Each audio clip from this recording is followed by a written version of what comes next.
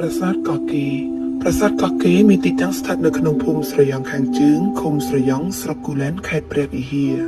ប្រាសាទកោះកេរត្រូវបានកសាងឡើងនៅក្នុងអំឡុងសតវត្សទី10ឆ្នាំ928ដល់944នៅក្នុងរជ្ជកាលព្រះបាទជ័យវរ្ម័នទី4និងបុព្វបុរសខ្មែរផ្សេងទៀតមុនសម័យអង្គរ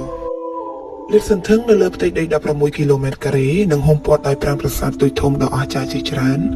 ប្រាសាទកោះកេរត្រូវបានសាងសង់ឡើងដើម្បីឧទ្ទិសថ្វាយព្រះឥសូរនៅក្នុងព្រហ្មញ្ញសាសនា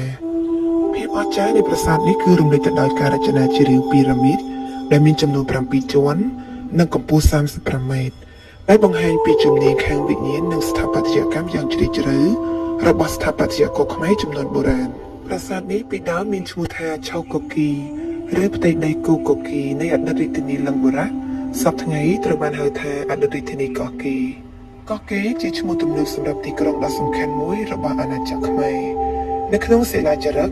ទីក្រុងនេះត្រូវបានរៀបរាប់ថាជាលឹងបុរៈឬឆៅកូគីកោះកេរឬឆៅកូគី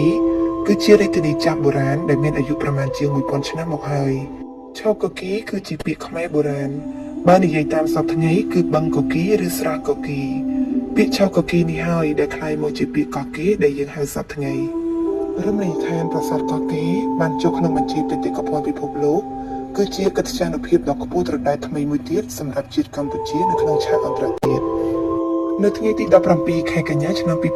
2023បានក្លាយទៅជាទីវាលប្រវត្តិសាស្ត្រដ៏សំខាន់ពិភពលោកនៃអង្គការ UNESCO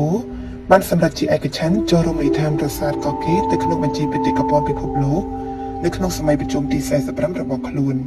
នៅឯទីក្រុងរីយ៉ាតប្រទេសអារ៉ាប៊ីសាអូឌីតតាមសំណើរបស់រដ្ឋាភិបាលកម្ពុជា